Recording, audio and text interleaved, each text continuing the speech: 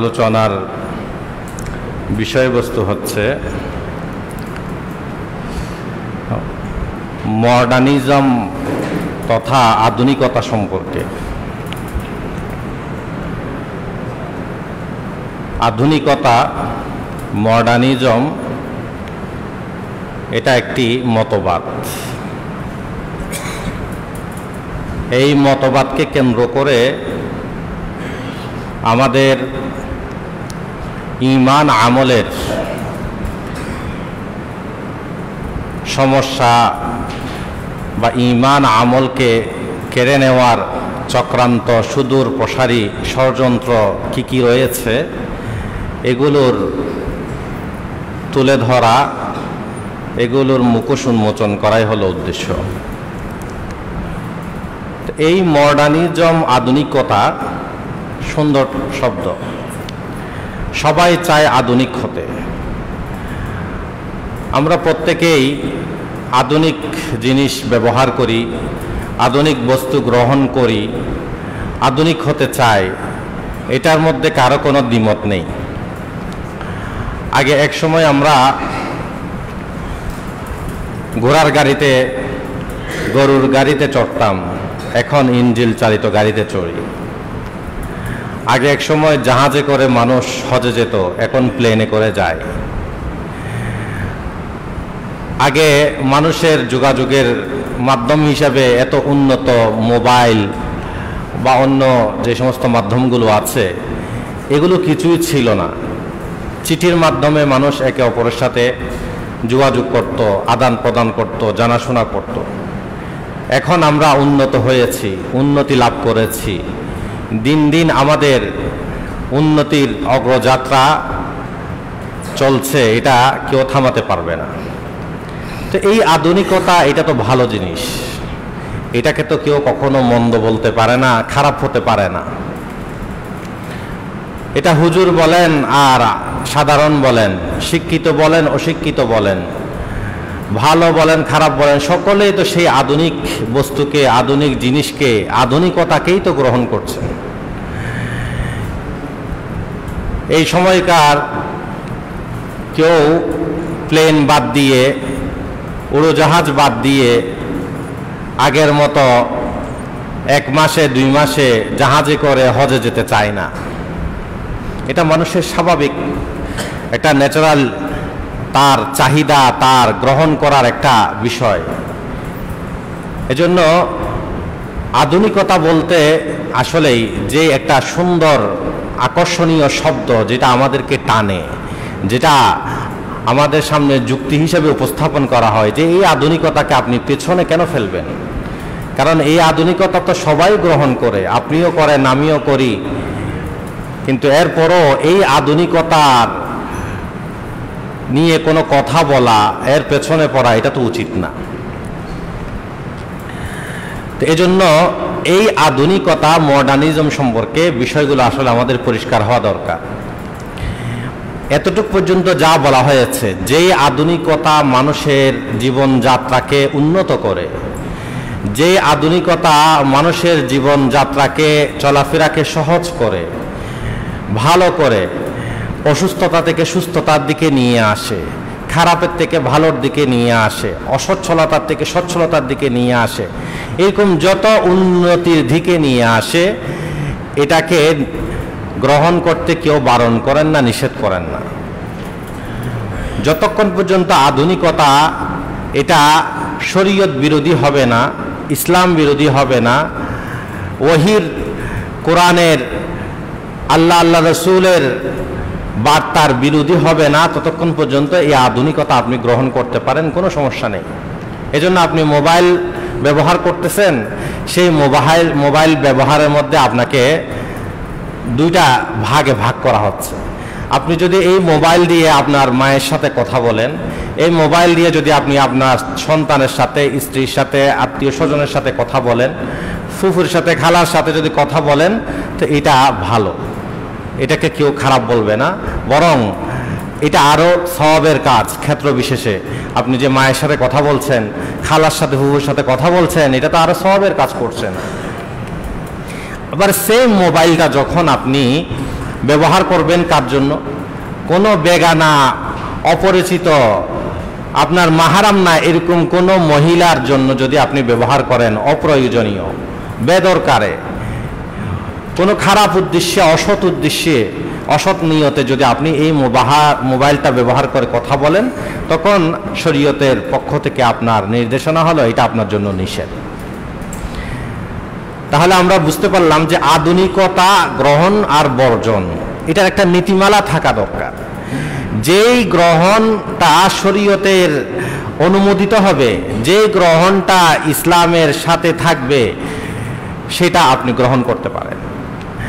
আর যে আধুনিকতার ক্ষেত্রে আপনার নৈতিকতা বিরোধী হবে, ইসলামের বিরোধী হবে, শরীয়ত বিরোধী হবে, সেই আধুনিকতা আপনি গ্রহণ করতে পারবেন না। এরকম যত কিছু আছে, যত উন্নত প্রযুক্তি, যত কিছু আমাদের সামনে এখন আসবে, তো আপনি প্রত্যেকটার ক্ষেত্রে আপনাকে একটা মানদণ্ড, মাপকাঠি আপনাকে দেওয়া হয়েছে, সেটা হলো ইসলাম। আপনাকে একটা সামনে তুলে ধরা হয়েছে, সেটা হলো ইসলামের নির্দেশনা, কোরআনের নির্দেশনা। এটা যদি আপনি সামনে রাখেন, এটাকেও যদি আপনি মাপকাঠি নির্ধারণ করেন যে এটার ভেতরে যদি হয় তাহলে গ্রহণ করব, ইসলামের বাহিরে হলে আমি গ্রহণ করব না। এটা হলো একটা প্রাথমিক ধারণা দেওয়ার জন্য আধুনিকতা বিষয়ে একটা কথা বললাম। কিন্তু আধুনিকতার আলাপ, মডার্নিজমের আলাপ এত সহজ সরল না।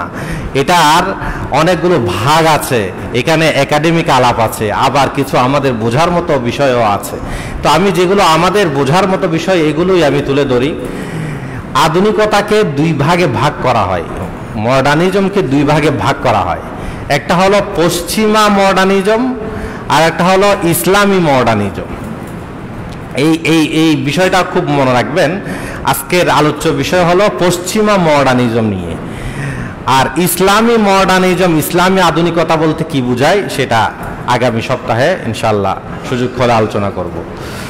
তো আজকের মূল আলোচনা হলো পশ্চিমা মডার্নিজম বলতে আমরা কি বুঝি, পশ্চিমা আধুনিকতা বলতে আমাদেরকে কি গেলাতে চায়, কি খাওয়াতে চায়, কি আমাকে ধরিয়ে দিতে চায়, এই বিষয়টা আমাদের সামনে তুলে ধরা, পরিষ্কার করা, এটা হলো আজকে উদ্দেশ্য। পশ্চিমা মডার্নিজমের সার কথা, মূল কথা হলো মানুষের যুক্তি, বুদ্ধি যেটা ভালো বলবে, মানুষের কাছে যেটা সুখকর মনে হবে, মানুষের সুখ শান্তির জন্য মানুষের যুক্তি, বুদ্ধি, আকল, জ্ঞান যেটাকে বলবে যে এটাই তোমার জন্য ভালো, এটা তোমার জন্য সুখের বস্তু, এটাই হলো তোমার জন্য করণীয়, এটাই হলো তুমি গ্রহণ করবে। এটা হলো পশ্চিমা মডার্নিজমের সার কথা। আবার পশ্চিমা মডার্নিজমের মধ্যেও আরেকটা ভাগ আছে, পোস্ট মডার্নিজম, উত্তর আধুনিকতা, এটা একটু পরে বলবো। এই যে পশ্চিমা মডার্নিজম বা তাদের পশ্চিমা আধুনিকতা, এরা আমাদেরকে একটা কথাই বোঝাতে চায়, মানুষের সব কিছু নির্ধারণ হবে মানুষ কেন্দ্রিক এবং যুক্তি কেন্দ্রিক, মানব যুক্তি কেন্দ্রিক।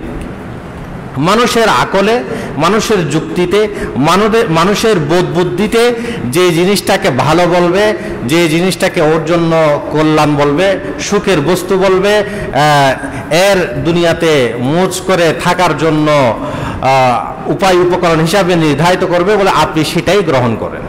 এখন সেটাতে আপনার কি আসে যায় গ্রহণ করলে, সেটা আপনি দেখবেন না। স্বাস্থ্যগত হোক, শরীয়তের দিক থেকে হোক, অন্য কোনো দিক থেকে হোক, এটার কোনো অকল্যাণ আছে কিনা, এটার কোনো সমস্যা আছে কিনা, এগুলো আপনাকে দেখতে বলবে না। আপনার বুদ্ধিতে, আকলে যদি আপনাকে টানে যে এটা আপনার জন্য করা দরকার, আপনার সুখের জন্য, তখন আপনি সেটাকে গ্রহণ করবেন। এটা হলো তাদের মূল পশ্চিমা আধুনিকতার মূল কথা। এরপর আমি এখন এটাকে একটু ব্যাখ্যা করি। এই যে মানুষের যুক্তি, বুদ্ধি, আকল যে জিনিসটাকে আমার জন্য সুখকর বলতেছে বা ভালো বলতেছে বা আমার জন্যই করার জন্য বলতেছে, সেটা খারাপ হবে কেন? এটাকে আমি খারাপ কোন দৃষ্টিতে দেখব? পশ্চিমারা তো আমাদেরকে ভালোই বলতেছে, তোমার জ্ঞান আছে, বুদ্ধি আছে, আকল আছে, সেই জ্ঞান দিয়ে তুমি যেটাকে ভালো মনে করবে বা তোমার জন্য সুখের বস্তু মনে করবে, তুমি সেটাকেই গ্রহণ করবে। এটা খারাপ কোন দিক থেকে হলো? এটা তো খারাপ হওয়ার কিছু নেই, আছে। এই জিনিসটা আমাদেরকে বুঝতে হবে। এটা বোঝার জন্য আগে মানুষের জানার মাধ্যমটা আমাদের কাছে পরিষ্কার হতে হবে। আল্লাহ তাআলা মানুষকে জানার জন্য 3 প্রকারের মাধ্যম দিয়েছেন। কয় প্রকারের? 3 প্রকারের মাধ্যম দিয়েছেন। এই 3 প্রকার যারা আমরা মুসলমানরা স্বীকার করি, মেনে নেই, গ্রহণ করি। কিন্তু পশ্চিমারা 3 প্রকার মাধ্যম গ্রহণ করে না, মানে না, এরা 2 প্রকার মানে। প্রথম প্রকার মাধ্যম হচ্ছে মানুষ জানার জন্য পঞ্চ ইন্দ্রিয় গ্রহণ করে। 5টি ইন্দ্রিয়, চোখ, কান, নাক, জিহ্বা, হাত বা চামড়া। এই 5টি ইন্দ্রিয় দ্বারাই মানুষ বিভিন্ন কিছু জানে। আমি চোখ দিয়ে দেখি, তাহলে জানি। আমি কান দিয়ে শুনি, জানতে পারি। জিহ্বা দিয়ে চেখে দেখি, স্বাদ গ্রহণ করতে পারি। হাত দিয়ে বা চামড়া দিয়ে আমি কোনো কিছু ধরি, তো এটা শক্ত, মোটা, নরম, গরম, ঠান্ডা, এগুলো আমি অনুধাবন করতে পারি। তাহলে চোখ দিয়ে দেখা, কান দিয়ে শোনা, নাক দিয়ে ঘ্রাণ নেওয়া, এটা দুর্গন্ধ না সুগন্ধ বুঝতে পারি। জিহ্বা দিয়ে দেখা, চোখে দেখা, তারপর হাত দিয়ে বা চামড়া দিয়ে বোঝা। এই মাধ্যম, এগুলো স্বীকৃত বিষয়, এগুলো নিয়ে কারো কোনো দ্বিমত নেই। একটা জিনিস লক্ষ্য করেন, এইগুলো আবার তার নির্ধারিত একটা কর্মবলয় আছে, তার নির্ধারিত একটা কার্যক্ষমতা আছে। এর বাহিরে সে কাজ করতে পারে না। চোখ আপনি কতটুকু দেখতে পারবেন? এই যে দেওয়াল পর্যন্ত, দেওয়ালের ওপারে কি আছে চোখে আর কিছু দেখে না। আচ্ছা, আমার সামনে দেওয়াল নেই, দেওয়ালকে আমি উঠিয়ে দিলাম, তো দেখতে দেখতে আমি কতদূর দেখতে পারবো? সর্বোচ্চ আধা কিলো, এর চেয়ে বেশি দেখতে পারবো? হ্যাঁ, আধা কিলো, 1 কিলো, এর চেয়ে আর বেশি দেখতে পারবো না। তাহলে চোখেরও একটা দেখার কি আছে, সীমাবদ্ধতা আছে। কানেরও এরকম, একসাথে আপনি 5 জনের কথা শুনতে পারবেন না। 2 জনের কথাই তো শোনা যায় না, 5 জনের থেকে শুনবে, ঠিক আছে? তাহলে কানেরও একটা সীমাবদ্ধতা আছে। তো এরকম প্রত্যেকটা বস্তুর একটা সীমাবদ্ধতা আছে। আবার আরেকটা জিনিস খেয়াল করেন, এর নির্ধারিত যেই জায়গা, সেই জায়গার বাহিরে সে কাজ করতে পারে না। চোখের কাজ হলো দেখা। কারণ আপনি যদি বলেন যে কানকে, আমার চোখ বন্ধ, এই কান তুমি দেখো, দেখতে পারবে? কান দেখতে পারবে না, ঠিক আছে? আমার কানকে আমি বন্ধ করে রাখলাম, চোখকে বললাম যে তুমি শুনো, কান দিয়ে আমি শুনবো না, চোখ দিয়ে শুনো বা জিহ্বা দিয়ে শুনো, সম্ভব কখনো? তাহলে একটার কাজ আবার আরেকটা করে দিতে পারে না। তার মানে এগুলো নির্দিষ্ট একটা সীমাবদ্ধভাবে নির্দিষ্ট তার একটা কর্মবলয় আছে, কার্যক্ষমতা আছে, এর মধ্যে সে কাজ করে। একটার কাজ আরেকটা দেয় না, আবার তার নির্ধারিত সীমা পরিধির বাহিরেও কাজ করে না। এটা একটা বিষয়। এরপর আল্লাহ তাআলা আমাদেরকে জানার জন্য আরেকটা মাধ্যম দিয়েছেন, সেটা হলো আকল, সেটা হলো মানুষের জ্ঞান। আকল দিয়েও মানুষ বুঝতে পারে, জানতে পারে, ঠিক আছে? ধরেন আমার সামনে এই যে এই জিনিসটা আছে, এই জিনিসটা আমি চোখে দেখলাম এটা একটা সাদা জিনিস, হাতে ধরলাম এটা একটা শক্ত লোহার জিনিস, এগুলো বুঝতে পারলাম। কিন্তু আপনার যদি আকল না খাটান, তাহলে এই জিনিসটা কেমনে তৈরি হয়েছে, কিভাবে এটা প্রস্তুত হলো, এটার যে একজন প্রস্তুতকারী আছে, এই সমস্ত বিষয়গুলো চোখে, কানে, নাকে, জিহ্বা, হাত, এগুলো দিয়ে বুঝতে পারবে? এগুলোর জন্য মানুষের একটা জ্ঞান লাগবে, আকল লাগবে। সে আকল দিয়ে, যুক্তি দিয়ে সে বুঝবে যে এটা একটা ইস্পাত, লোহা জাতীয় একটা বস্তু, যেটা কোন একজন কারিগর সে আগুন ইত্যাদি বিভিন্ন কিছুর মাধ্যমে এটাকে প্রস্তুত করেছে, এইভাবে ডিজাইন করেছে, এখানে পাঠিয়েছে বা কার মাধ্যমে এনেছে, ইত্যাদি ইত্যাদি বিষয়ে, সেগুলো আপনার আকল আপনাকে কি দিবে? উত্তর দিবে। এই যে একটা ঘর, মসজিদ তৈরি হয়েছে, এই মসজিদটা আমি চোখে দেখলে এত বড় আয়তন বা এত কিছু, এটা আমি সব বুঝতে পারতেছি, এটা ঠিক আছে। কিন্তু এই মসজিদটা তৈরি হতে এতগুলো ইট, এতগুলো সিমেন্ট, পিলার ইত্যাদি, এই সেই নানা যেগুলো ইঞ্জিনিয়ারের কাজ, এগুলো কিন্তু আকলের কাজ। এগুলা আপনার শুধু হাতের কাজ না। হাতের কাজ যদি হয়, তাহলে তো সে সিমেন্ট দিতে দিতে বা ইট দিতে দিতে ভরপুর করে ফেলবে, বরং সেখানে আকল দিয়ে কাজ করতে হয়েছে, কতটুকু দিবে কতটুকু দিবে না। আরো সহজ উদাহরণ দেই, 2 2 4। জীবনভর আপনি যদি চোখ দিয়ে, কান দিয়ে, নাক দিয়ে, হাত দিয়ে চেষ্টা করেন 2 2 4 জীবনে বের করতে পারবেন? এই 2 2 যে 4 হয়, এটা কেমনে বের হয়? এটা হলো আকলের কাজ, এটা হলো মানুষের জ্ঞানের কাজ। ঠিক আছে, এই 2 2 4 হওয়া এটা চোখেও পারবে না, কানেও পারবে না, নাকেও পারবে না, হাতেও পারবে না, কোনো কিছু পারবে না। এটার জন্য আল্লাহ আকল দিয়েছেন। এই আকলের মাধ্যমে আমরা এগুলো জানি, এগুলো আমরা বুঝতে পারি। ঠিক আছে, একটা গরুকে, একটা কুকুরকে আপনি সারা দিনও মারলে সে 2 2 4 বের করতে পারবে না। কেন? আল্লাহ তাকে সেই আকলটা দেন নাই, এটা মানুষকে দিয়েছেন আল্লাহ। তো মানুষের মাধ্যমে সম্ভব এই 2 2 4টা হিসাবটা, অঙ্কটা বের করাটা। একটা এত বড় ঘর তৈরি হবে, এই ঘরের প্ল্যানিংটা কেমন হবে, কোথায় কি লাগবে, কতটুকু লাগবে, 5 তলা হলে এটার জন্য কতটুকু ফাউন্ডেশন লাগবে, ইত্যাদি নানা বিষয়গুলো, এগুলো মানুষের আকলের কাজ, জ্ঞানের কাজ। এইটা একটা মাধ্যম, এটা আল্লাহ দিয়েছেন। তাহলে বোঝা গেল আমরা পঞ্চ ইন্দ্রিয়ের মাধ্যমে কোনো কিছু জানতে পারি, আবার আকলের মাধ্যমেও কিছু বিষয় কি করতে পারি, জানতে পারি, বুঝতে পারি। যে বিষয়গুলো পঞ্চ ইন্দ্রিয়ের মাধ্যমে জানা যায় সেগুলো আবার আকল দ্বারায় জানা যায় না। আকল দ্বারায়, যুক্তি দ্বারায়, বুদ্ধি দ্বারায় যেগুলো জানা যায় সেগুলো আবার পঞ্চ ইন্দ্রিয় দ্বারা জানা যায় না, মানুষ বুঝতে সক্ষম হয় না। প্রত্যেকটার কর্মপরিধি, কর্মবলয়, সীমা নির্ধারিত, এর বাহিরে সে কি করে না, কাজ করে না। ঠিক আছে, এই দুটো বিষয়ের ক্ষেত্রে মুসলমান, অমুসলমান এবং নাস্তিক, অন্য কোনো জাতি সবাই একমত, এগুলোর মাধ্যমে আমরা জানি। তৃতীয় আরেকটা মাধ্যম যেটা মুসলমানরা স্বীকার করে, আমরা বলি সেটা হলো মানুষের জ্ঞান, আকল, বুদ্ধি এটাই একমাত্র, বা এটাই একেবারে মানুষের জন্য জানার শেষ এমন না, বরং এরপর তৃতীয় আরেকটা বিষয় আছে যেটা মানুষের জানার মাধ্যম হিসেবে আল্লাহ দিয়েছেন। সেটা হলো আল্লাহর ওয়াহি, ঐশী বাণী, কোরআন, কিতাব, আল্লাহর বার্তা, রাসূলের নিয়ে আসা হাদিস। এটা হলো তৃতীয় মাধ্যম, যেটা আমরা মুসলমানরা স্বীকার করি, কিন্তু অমুসলিমরা, নাস্তিকরা, অন্য কেউ এটাকে স্বীকার করে না। এরা বলছে আমরা পঞ্চ ইন্দ্রিয়ের মাধ্যমে জানবো, পঞ্চ ইন্দ্রিয়ের মাধ্যমে না জানলে আকলের মাধ্যমে জানবো, আকল বুদ্ধি এটাই এনাফ, যথেষ্ট। আমরা বলছি না, আকল বুদ্ধি এটা যথেষ্ট না, বরং এরপর আরেকটা জিনিস আমাদের দরকার আছে, যেটা ওয়াহি, আল্লাহর মাধ্যমে, যিনি আমাকে সৃষ্টি করেছেন তিনি আমার জন্য কিছু বিধান দিয়েছেন,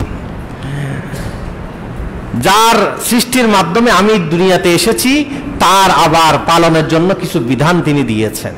সেগুলো আমাদেরকে জানতে হবে, বুঝতে হবে। এটা যদি না হয়, শুধু আকল কেন্দ্রিক যদি হয়, তাহলে অনেক ক্ষেত্রে অরাজকতা, সমস্যা দেখা দিবে। বলে আকল কেন্দ্রিক যদি আমি মেনেই নিই, যুক্তিকেন্দ্রিক মেনে নিই, এখানে আবার অরাজকতা কি, এখানে আবার সমস্যা কি? হ্যাঁ, সমস্যা আছে। এই সমস্যা আজকের না, ইতিহাসের পাতায় ভুরি ভুরি প্রমাণ রয়েছে। ইমাম আব্দুল কাহের আল বাগদাদি রহমতুল্লাহ আলাই বড় একজন ইমাম ছিলেন, যিনি 429 হিজরিতে মারা গিয়েছেন, তার মানে আজ থেকে 1000 বছর পূর্বের আগের ব্যক্তি। ওনার একটা কিতাব আছে আল ফরক বাইনাল ফিরাক। এই কিতাবের মাঝে তিনি একটা সম্প্রদায় সম্পর্কে একটা ঘটনা লিখেছেন, বক্তব্য তুলে ধরেছেন। খুব খেয়াল করবেন, সেই যুগে, ওনার যুগের আগে আর কি, একটা সম্প্রদায় ছিল, তাদেরকে বাতেনি সম্প্রদায় বলতো। বাতেনি এখনো আছে, তাদের কিছু বিষয় বাতেনি সম্প্রদায়। এই বাতেনি সম্প্রদায়ের যে প্রধান ছিলেন তিনি হলো ওবাইদুল্লাহ ইবনে হাসান কায়রাওয়ানি। নাম হলো ওবাইদুল্লাহ বিন হাসান কায়রাওয়ানি।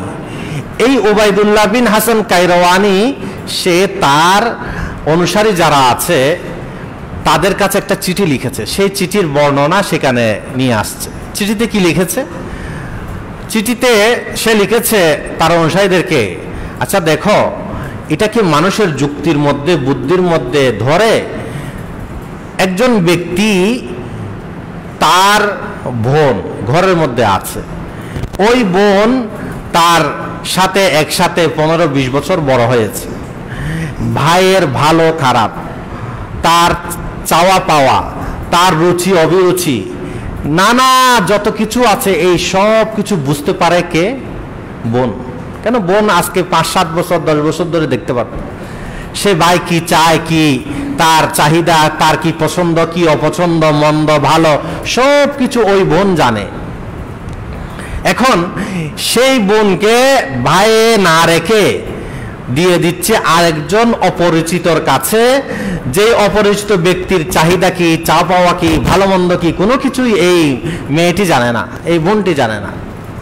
তো এখানে তো বুদ্ধি হিসাবে, মানুষের যুক্তি হিসাবে তো দরকার ছিল যে এই বোনকে ভাইয়ের সাথে বিবাহ দেওয়া। কেন?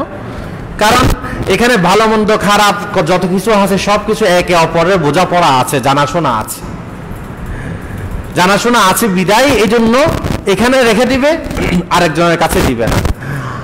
আবার দেখেন আরেকজন মেয়ে, যে মেয়ে এই ভাইয়ের চাও পাওয়া কি, ভালো মন্দ কি, রুচি কি কিছুই জানে না, পরের ঘর থেকে একটা মেয়ে নিয়ে আসতেছেন এখানে, এটা কি কোনো যুক্তির কথা হতে পারে? যে জানে তাকে না রেখে পাঠিয়ে দিচ্ছেন আরেকজন অজানার কাছে, আবার আরেকজন অজানা অপরিচিত যে এই ভাই সম্পর্কে কিছু জানে না তাকে নিয়ে আসতেছেন আবার আপনার ঘরে, এটা তো কোনো যৌক্তিক হতে পারে না। কে লিখেছে? ওই উবাইদুল্লাহ বিন হাসান কায়রওয়ানি, বাতেনি সম্প্রদায়ের প্রধান, সে তার অনুসারীদের কাছে লিখেছে। এজন্য এটা অযৌক্তিক কাজ। তাহলে এখন কি হবে? তোমরা আজকে থেকে ভাই বোনে যে এক অপরকে জানে তার সম্পর্কে একসাথেই বিবাহ হয়ে যাবে, একসাথেই থাকবে, অন্য ঘরে যেতে হবে না। আপনি যদি চিন্তা করেন আসলে তো করা তো যৌক্তিক।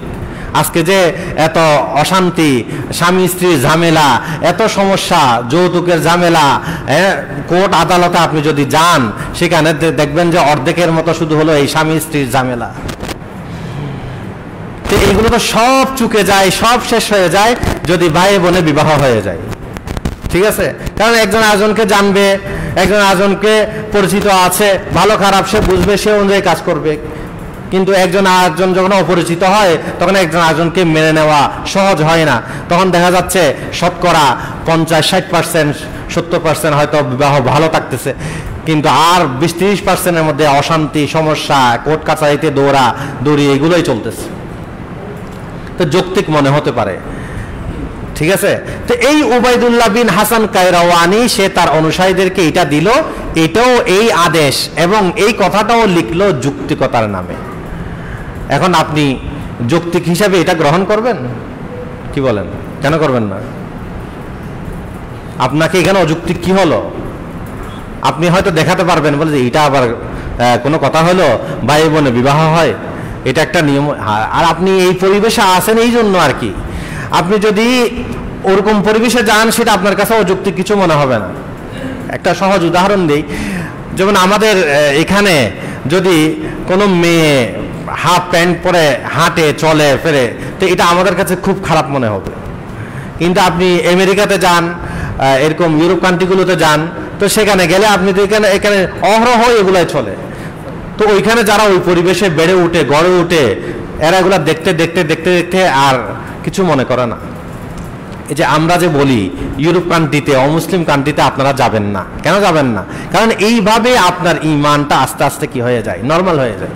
ওইখানে আপনি যাবেন, এগুলা দেখবেন, এগুলো সচরাচর হয়ে যাবে। আপনি হয়তো দুনিয়ার উন্নতির জন্য, টাকা পয়সার জন্য গিয়েছেন সেখানে, কিন্তু এই যে আপনার ইমানের আমলের হালত যে দিন দিন অবনতির দিকে যাচ্ছে, ওইখানে আপনি চলাফেরা করতেছেন, দেখতেছেন, হ্যাঁ, এই সমস্ত এগুলো বিষয়, এগুলো সব নর্মাল হয়ে যাবে। তাহলে ওইখানে যে জিনিসটা নর্মাল, আমাদের এখানে জিনিসটা নর্মাল না।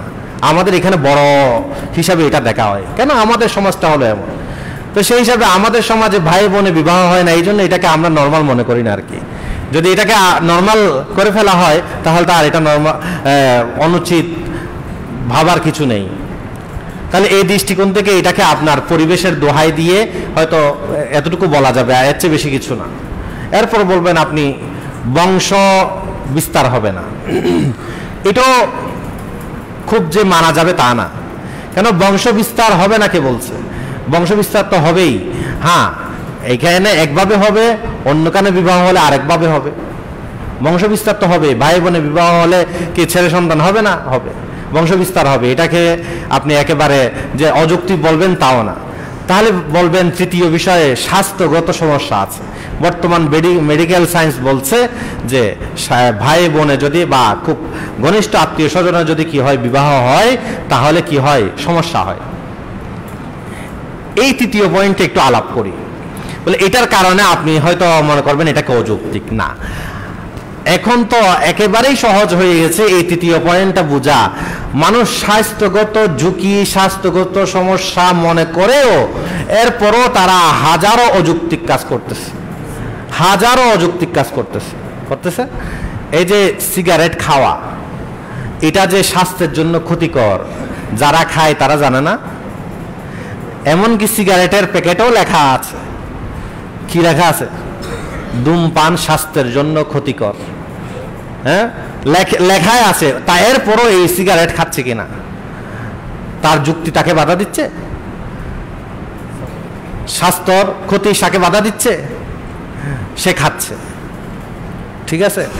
এরপর আরো মারাত্মক, এই যে এখন এলজিবিটি, গে পার্টি, সমকামিতা পার্টি, এরা কত কিছু এটার বিপক্ষে লেখা আছে, এরপরও নির্লজ্জের মতো করে এই এলজিবিটি পার্টি, গে পার্টি পুরা বিশ্বের মধ্যে একটা ক্যাম্পেইন শুরু করে দিয়েছে, অর্থায়ন করতেছে।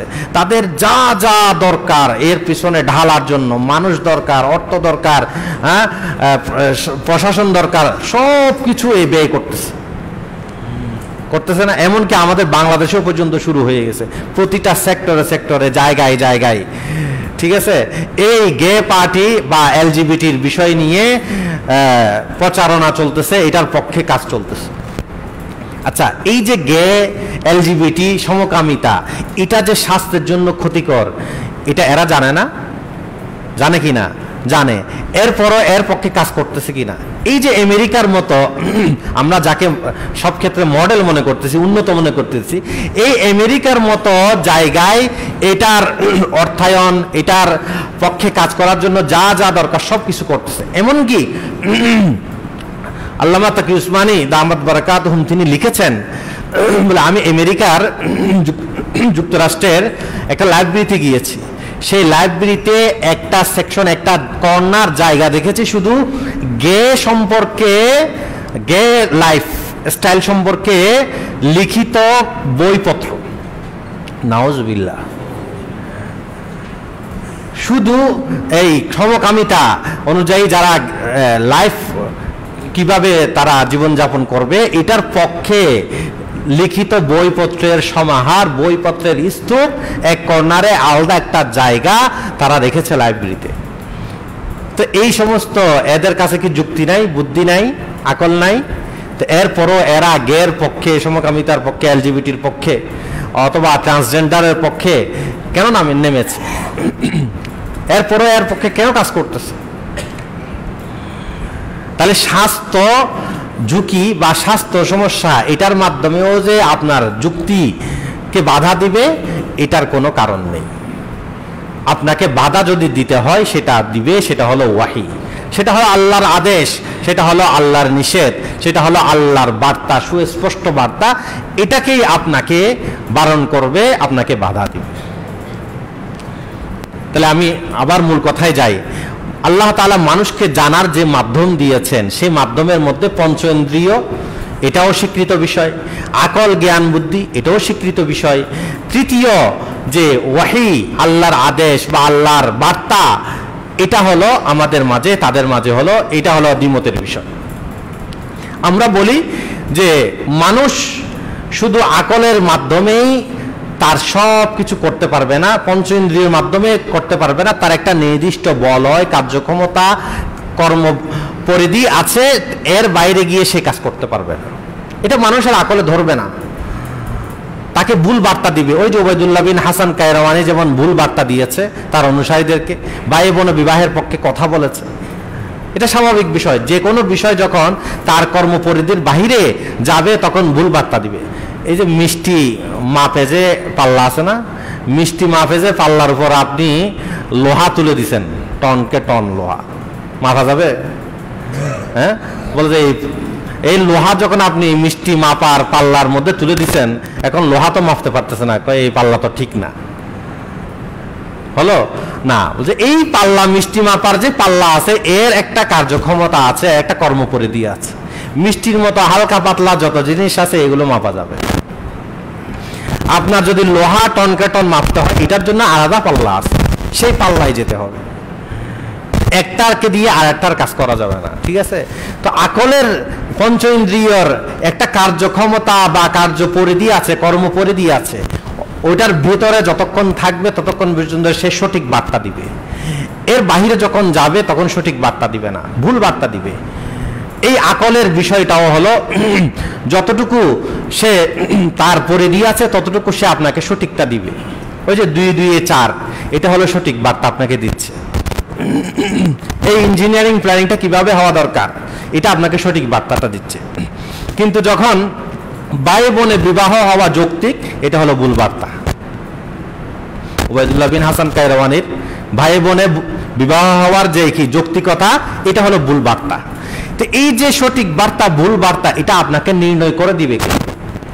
এমন কোন পাল্লা আছে, এমন কোন কি বলে এটাকে, চিরন্তন সত্য, ইউনিভার্সাল ট্রুথ যেটাকে বলে, চিরন্তন সত্য যেটা আপনাকে ঠিক করে দিবে এটা এতটুকু ঠিক, এর বাহিরে গেলে বেঠিক, এর বাহিরে গেলে হলো এটাকে আমরা মানবো না, এতটুকু ভিতরে থাকলে আমরা মানবো, এরকম কিছু আছে আকলের ক্ষেত্রে নেই।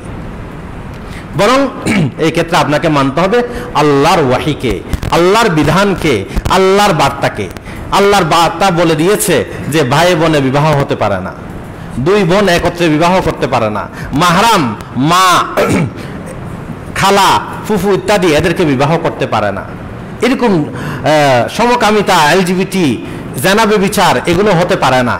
এগুলো হলো সব আল্লাহর বার্তা, কিন্তু মানুষের জ্ঞান এগুলো মানুষকে বাধা দিচ্ছে না। স্বাস্থ্য ঝুঁকি তাকে বারণ করতেছে না, তাকে বারণ করতেছে কিসে? আল্লাহর আদেশে। তো যখন মুসলমান যখন আল্লাহর আদেশটাকে গ্রহণ করে নিবে, ওয়াহিটাকে গ্রহণ করে নিবে, তখন সে সব কিছুকে জ্ঞানের মাপকাঠিতে মাপবে না, বরং তখন তাকে দেখতে হবে আমার এই কাজটা, আমার এই বিষয়টা, এই আধুনিকতাটা, পশ্চিমা বিশ্ব আমাকে যে আধুনিকতা গেলাতে চাচ্ছে, সেটা ওই তৃতীয় যে মাপকাঠি আল্লাহর ওয়াহি, সেই ওয়াহির মাধ্যমে আমি যাচাই করে নিব এটা কি বৈধ না অবৈধ, জায়েজ না না জায়েজ, হালাল না হারাম। এটার মাপকাঠিতে তখন আমি ঠিক করে নিব, তখন একটা জিনিস বৈধ অবৈধ ঠিক হয়ে যাবে। এই জন্য শুরুতেই বলেছি আধুনিকতা মানেই খারাপ না, আধুনিকতা তো ভালো জিনিস, সেটা সবাই গ্রহণ করি। আধুনিক আমিও, আপনিও, সবাই আধুনিক। আমি মোবাইল ব্যবহার করতেছি, আধুনিক। প্লেনে চড়তেছি, আধুনিক। গাড়িতে চড়তেছি, আমি আধুনিক। আমি ফ্রিজ ব্যবহার করতেছি, এগুলো সবই তো আধুনিকতা। এই আধুনিকতার বিপক্ষে আমরা না, কিন্তু আধুনিকতার নামে যেই পশ্চিমা আধুনিকতা আমাদেরকে বোঝায়, জানায়, সেটা হলো তোমার সুখের জন্য, তোমার নিজের জন্য, তোমার এই দুনিয়াতে ভালো করে থাকার জন্য যেটাই তোমার যুক্তিতে ধরে সেটাকেই তুমি গ্রহণ করো। এই যে আধুনিকতার কথা, যেটা যুক্তি হলো শেষ কথা, এটাকে আমরা অস্বীকার করি। সার কথা হলো পশ্চিমা আধুনিকতার শেষ কথা হলো যুক্তি, বুদ্ধি, আকল। এটা আমরা বলি যে না, ইসলামের ক্ষেত্রে পশ্চিমা আধুনিকতার এই থিওরি এটা আমরা মানি না, এই পশ্চিমা মডার্নিজম এটা আমরা মানি না, যে যুক্তি আসল না। ওরা তো যুক্তিবাদকে, রেশনালিজমকে আলাদা একটা স্বতন্ত্র বিষয় হিসাবে দাঁড় করিয়েছে। যুক্তিবাদ, রেশনালিজম এটা একটা আলাদা বিষয়, এটার নিক্তিতে আপনাকে সবকিছু ঠিক করবে না। আমরা বলি যে না, এরপর তৃতীয় একটা স্তর আছে, আল্লাহর ওয়াহি, আল্লাহর আদেশ, এটা আমি দেখব। এটার নিক্তিতে, এটার মাপকাঠিতে, মানদণ্ডে যদি ঠিক হয় ঠিক, না হলে বেঠিক। কথাটা বুঝে আসলো? তাহলে পশ্চিমারা তাদের মডার্নিজম বা তাদের আধুনিকতা বলে আমাদেরকে যেটা গেলাতে চাচ্ছে, যেটা ধরাতে চাচ্ছে, যেটা খাওয়াতে চাচ্ছে, সেটা হলো মানুষের যুক্তির পূজা করা, যুক্তি বুদ্ধির আকলের পূজা করা, মানুষের সুখের জন্য, ভালোর জন্য যা ভালো মনে করবে সেটাকেই গ্রহণ করা। এটা যেটা আমাদেরকে বলতে চাচ্ছে, আমরা সেটা কখনো মানতে রাজি না। বরং আমরা বলবো যুক্তি শেষ কথা না, যুক্তির পর আরেকটা বিষয় আছে, সেটা হলো আল্লাহর ওয়াহি, আল্লাহর কিতাব, আল্লাহর আদেশ, আল্লাহর বার্তা।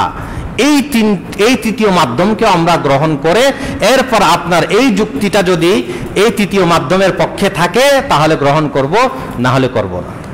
এজন্য আপনি আজকে যতই ক্যাম্পেইন করেন এলজিবিটির পক্ষে, ট্রান্সজেন্ডারের পক্ষে, এই ধরনের আরো অসততা, আরো যত মানুষের স্বাস্থ্যসম্মত বিষয় হয় না বা মানুষের ক্ষতিকর হয়, দিনের ক্ষতি হোক দুনিয়ার ক্ষতি হোক, যত কিছু আমার সামনে আনেন আমি যুক্তির নাম দিয়েই বা আমার সুখের জন্য, আমার দুনিয়ার উন্নতির জন্য মনে করে আমি গ্রহণ করব না।